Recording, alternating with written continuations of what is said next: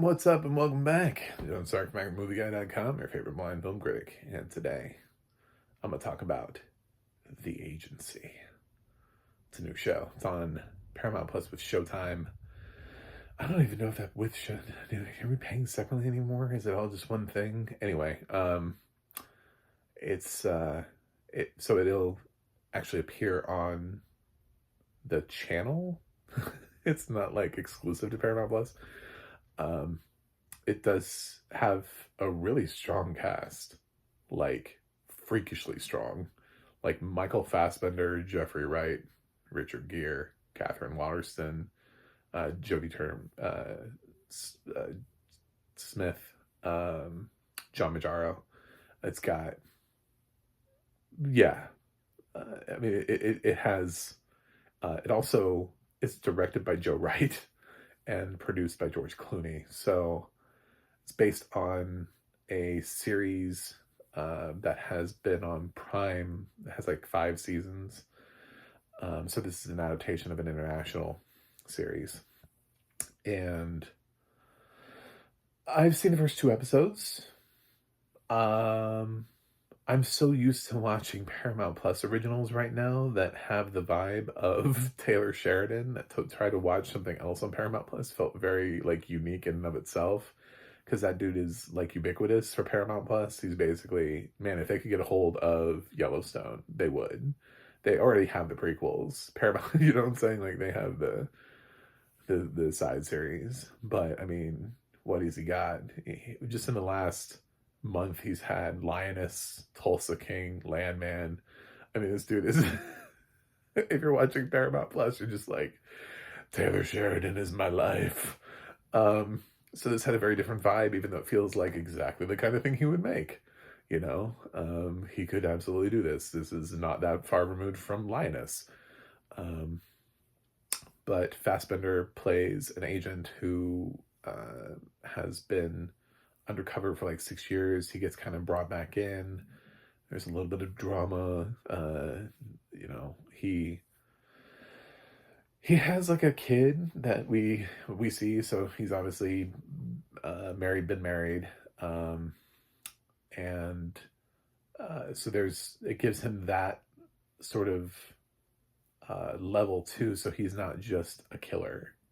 That's sort of the differential between the type of person he played in David Fincher's The Killer last year and the type of person he's playing here, because basically he's playing it almost with like the same muted intention behind the character. There's a lot of similarity between these two characters, and with the seriousness of, I know the work that I'm doing. This isn't like a goofy performance, and it's not an over-the-top performance. Fassbender also has the opportunity to really go over the top, like for his Academy Award nominated performance in 12 Years a Slave. He's very much giving like everything, like all that he's got. Here he has to internalize a lot of it and sort of relay that through the dialogue and through small reactions and emotions. This does have audio description. I thought the audio description was fine. It sort of, again, feels like it's this kind of the same audio description you might get while watching like Lioness. There's also a lot of similarities to what Lioness has been doing in season 2 to what the agency is doing in terms of torture and in terms of setting people up for and being ready for things.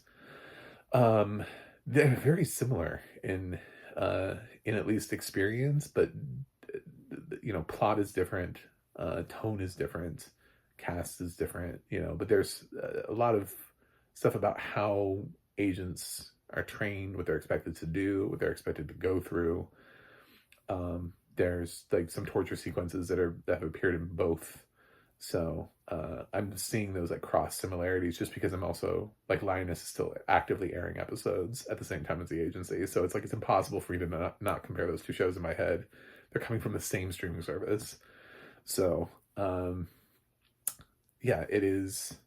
And for people who I don't know, would watch this on Showtime where it wouldn't have audio description, they would be dropping the same day as Lioness episodes, which drop on Sundays.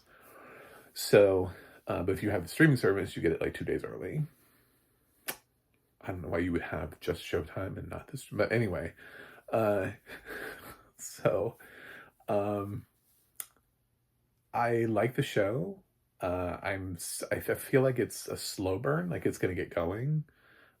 It doesn't immediately hit me like a ton of bricks where I'm like, oh my God, this is the best thing I've ever seen in my life. I didn't have that experience from it, but also I didn't have like a, wow, this is slow and it's killing me softly with its song.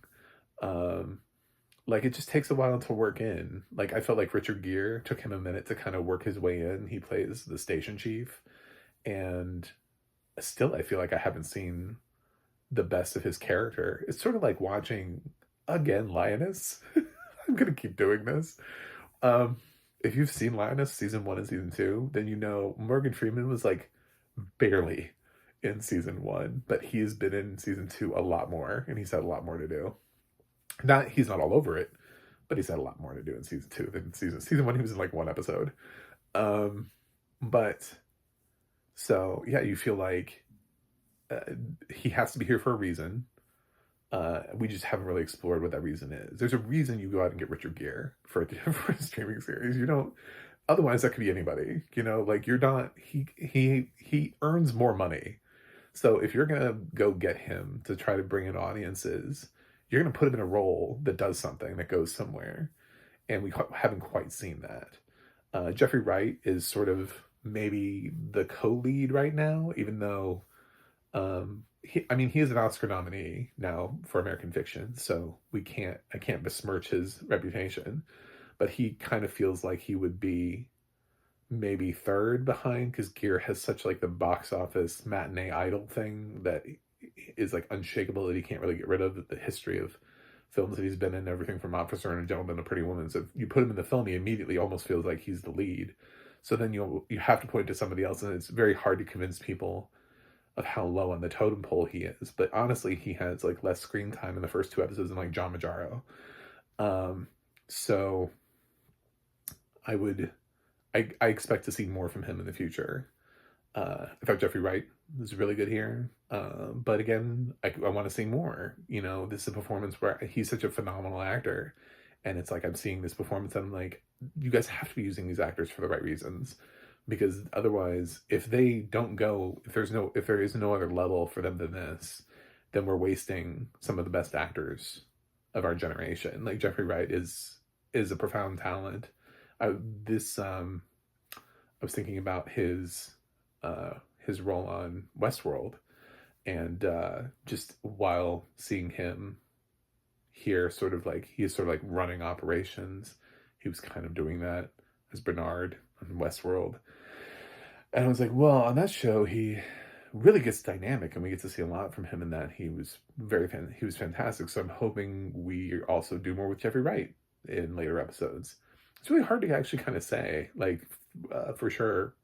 Like I'm here, like I get it. The cast alone has earned itself like more episodes. I can't not. The series would have to be terrible for me to stop watching after a short with this cast. And again, I'm excited to see what Catherine and Jodie, and you do see a lot of John Majaro. He's pretty prominent in the first 2 episodes. He's got a lot of energy to him, a lot of fire. And there's some other cast members whose names I'm just not as familiar with that are in this. But feels like we're going to get twisty. There's going to be a mystery. My favorite scene out of the first 2 episodes is actually in the second. There's this doctor that's brought in that annoys Michael Fassbender immediately because she's like some sort of like psychologist, and she's supposed to like evaluate things, and he's like, come with me, and he takes her outside, and they go into a situation. He forces her essentially to pretend to be somebody she's not, and she's like, don't ever do that to me again. And she's like, you did that. He's like, you did that for 5 minutes. Imagine doing that for 6 years. You know, you had to pretend to be somebody else for 5 minutes. Imagine having to do that for 6 years. You know, it was just kind of like opening her eyes to, like, you can think you know what it's like, but until you've actually done it, you don't actually know what it's like. And I thought that was a very clever sequence. Sorry for the spoilers, but I don't think it has any bearing on any actual of the plot. It's just this thing that he does. And it really, it showed a lot of where his priorities are. He also calls a lot of things. Like, you can see his expertise when he's brought in. He seems to know what's going to happen before it happens. He's like people are like, well, this is going to happen. He's like, that's no, that's not going to happen. It's going to be this. And even though these other analysts and stuff are, you know, convinced of this other thing, they're on this one path. He's like, nope, it's going to be this other thing. And he's not giving, people are not listening to him enough, and he ends up being right. And so yeah, it's it's certainly an interesting series, but I feel like, again, it's a slow burn, so we don't necessarily know why we're here until maybe later on in the season. You know, maybe it will really kick in and start firing. Depends on how many seasons they're really looking to do. If the previous one ran for 5, like, do they have these guys? These are big actors. Do they have them locked for that many? Did they actually talk to Michael Fassbender about doing a real series that's running multiple seasons, and Richard Gere and Jeffrey Wright? And I mean, these are people who get offers, so it's a big cast. Are they going to do multiple seasons, or is this going to be like a one-off? Who knows? But I have to grade it from a pilot perspective, but I would say there's a lot of optimism that I have this series, so the grade's going to feel a little bit lower, just because I'm not completely blown away. But that's the thing about slow burns, is that the agency isn't doing anything necessarily wrong. It's just it doesn't immediately dangle the keys in a major way, but it also has introduced me to who these characters are. It's introduced me to the world they're in, but it does kind of feel me leaving like there's more later down the path. There were some very interesting scenes, but is it the most successful pilot in the world for the show? I don't think so. I think there are more that just kind of hit you and leave you just going, oh my God. I hate to say it, but Matlock had a great pilot. It had a great, for this thing, for this season, it had one of the best that I've seen in 2024, just strictly pilot based. How you feel about that show going out of that, but that's one hell of a way to drop a show. So, and it really hooked people, and that's why people are watching it, is because the first episode was like, well, that's how you do Matlock, okay, we get it, we see what you're doing. Whereas the agency, I'm like, I also feel like I'm watching Linus. So I'm going to give the agency a B+. Anyway, thanks for watching. Thanks for subscribing. And I'll see you guys on the other side.